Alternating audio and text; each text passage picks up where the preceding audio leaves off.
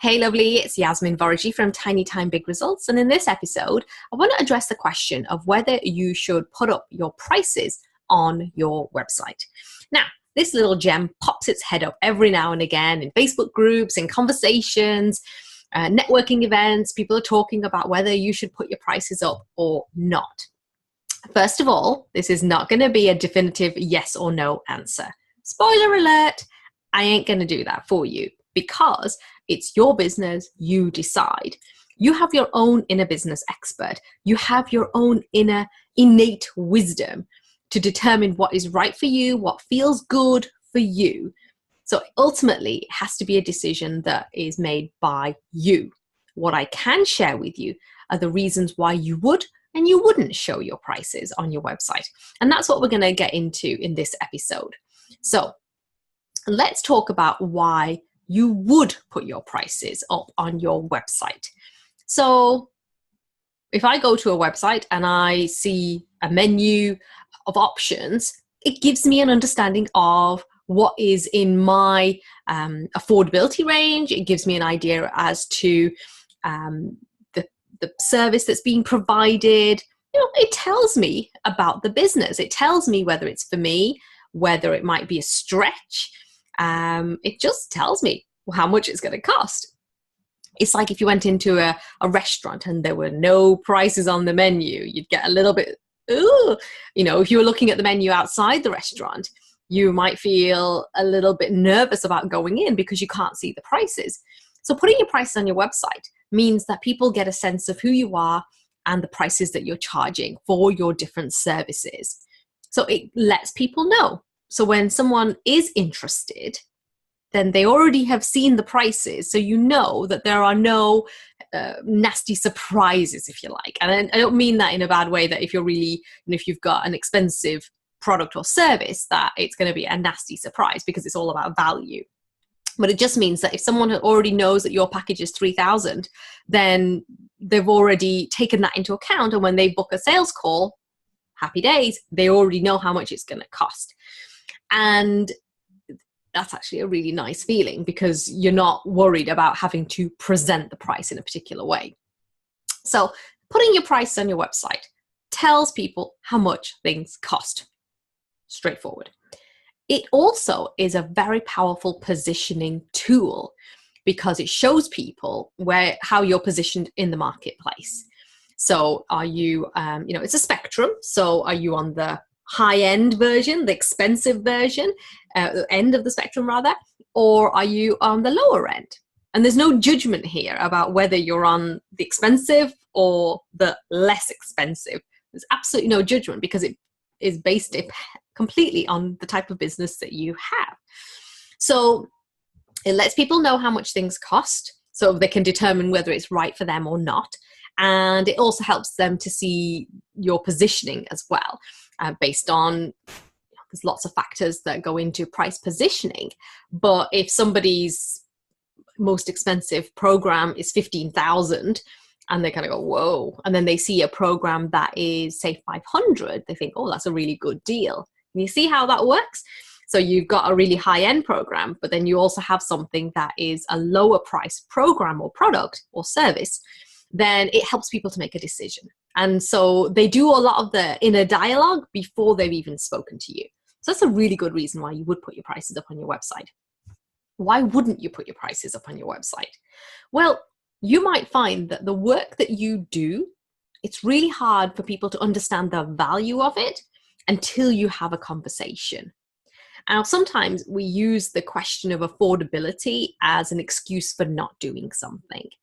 And so when you see the price and maybe it's $1,000 and you think, oh, it's too expensive, I'm not going to do it. But actually it could be really valuable.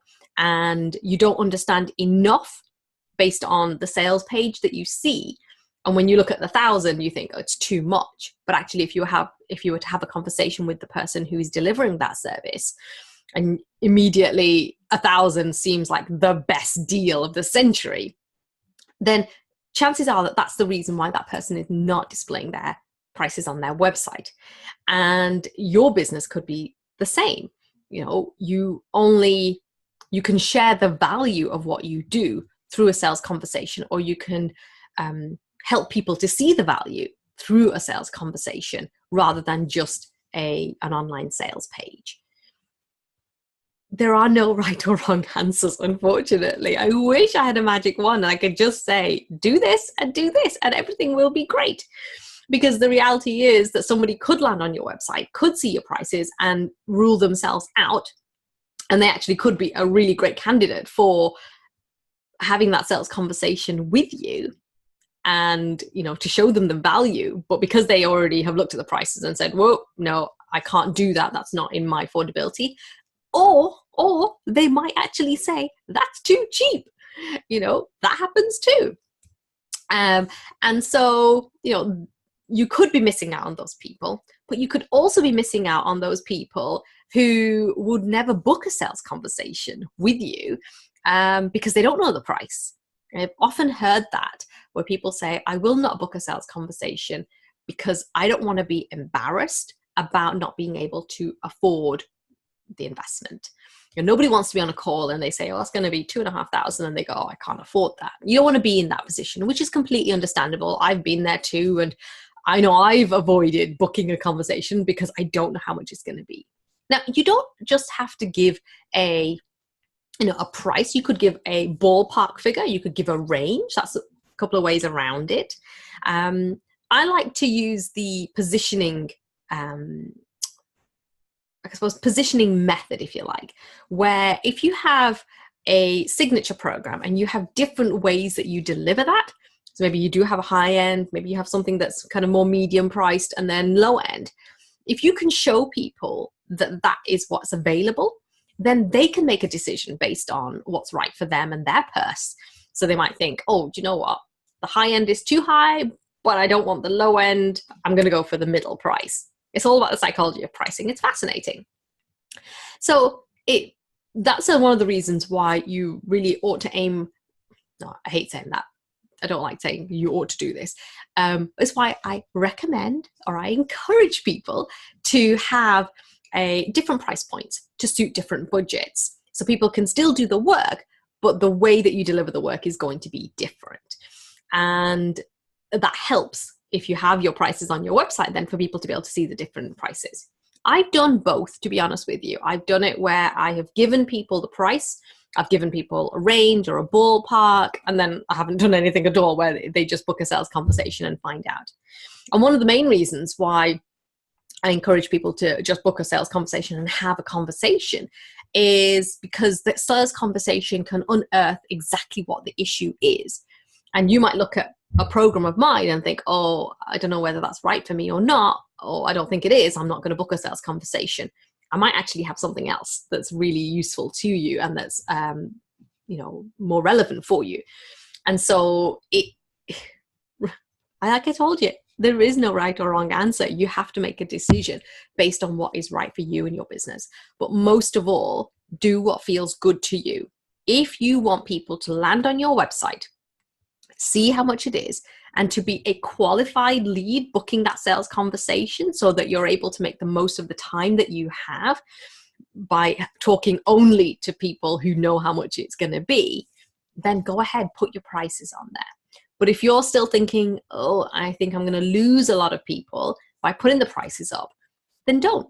Just have a range or a ballpark or these packages start from. There are ways around it. Don't be afraid, though, of showing your value and standing by that value as well. Now, there's a lot more that we could talk about this, as you can imagine. I think I say this in every blog. I can always talk more about this, but I'm not gonna. I'm gonna leave it there. And let me know what you think. Would you prefer to see prices on a website as a buyer? Would you like to see prices on a website, or are you comfortable to not have the prices on? Let me know. I'd love to hear what you think. Pop your questions and comments below, and I look forward to seeing you the next time. If you're struggling with this, then don't forget to book your free Tiny Time Triage call with me, and let's have that conversation. All right, my lovely. Talk to you next time. Bye.